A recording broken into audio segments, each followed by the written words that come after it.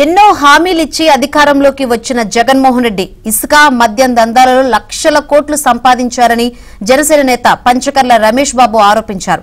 అనకాపల్లి జిల్లా బుచ్చయ్యపేట మండలం గున్న గ్రామంలో జనసేన పార్టీ ఆధ్వర్యంలో రైతు గర్జన కార్యక్రమం జరిగింది. దీనికి రైతులు, వీర మహిళలు భారీగా తరలివచ్చారు.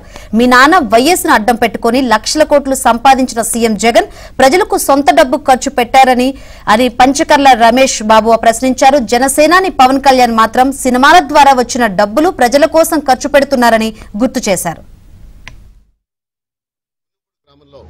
భారీ ఎత్తున ఒక 4000 మంది రైతులు దాటిన ఒక పెద్ద బహిరంగ సభని రైతు గర్జన పేరుతో నిర్వహించాం.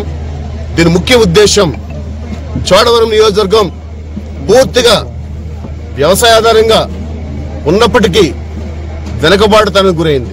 దీని కేవలం పాలక నిర్లక్ష్యం, ముఖ్యంగా వైసీపీ ప్రభుత్వ నిర్లక్ష్యం.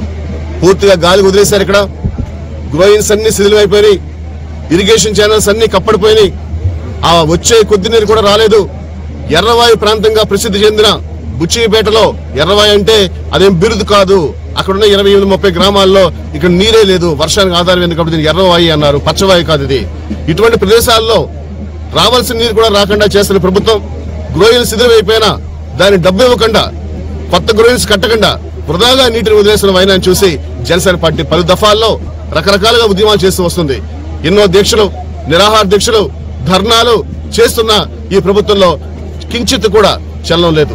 దీన్ని ఖండిస్తూ ఇంకొక 4 నెలల్లో సార్వత్రిక ఉన్నప్పుడు ఈవేళ జనసేన తెలుగుదేశం ప్రభుత్వం వస్తుంది అని ప్రజలు గాఢంగా విశ్వసిస్తున్నప్పుడు ఈవేళ ఒక భరోసాగా ఉండాలి, రైతులను సమాయత్తం చేయాలి.